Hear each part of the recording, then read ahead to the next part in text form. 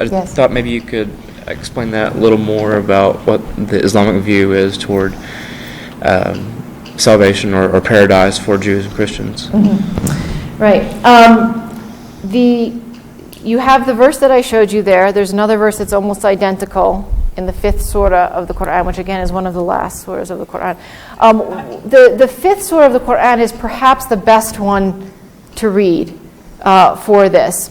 But so in the 5th surah we have the verse we just saw about intermarrying with Jews and Christians and eating their food.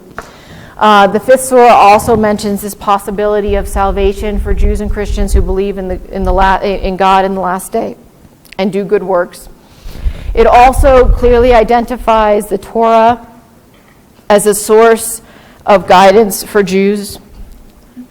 It identifies the gospel as a source of guidance for Christians, that Christians should judge themselves according to the gospel.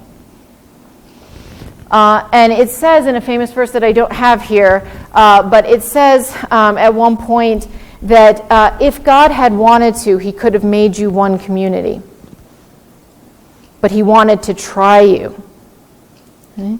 So for each group, he appointed a law and a way. And then it says at the end of the verse that where it says that you should compete with one another in good works, which is very nice, actually. And so God made you multiple communities so you could compete with one another in good works. And at the end, he will bring you all together, meaning on the day of judgment, and he will explain to you that wherein you differ, literally, those things over which you had differences. So the salvation of Jews and Christians is something that is undoubtedly debated among Muslims and what it means. But I think in these particular passages, it's quite clear that people who follow Judaism and Christianity, who believe in God, who believe in resurrection and accountability before God and judgment, and who do good works, right, they will have their reward. That's what it says quite clearly. Right? The problem is that, as I said, the Quran, and as I showed you, the Quran is also in places critical of Jews and Christians. It's critical of their doctrines. It's critical of certainly with the Israelites, with their behavior over time.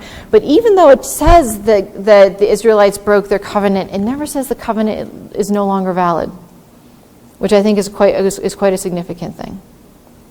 Okay. So I can't give you a definitive answer because it is something that is quite debated. My personal opinion is that it's very hard to argue with these verses that state quite clearly that they're going to have their reward in the afterlife.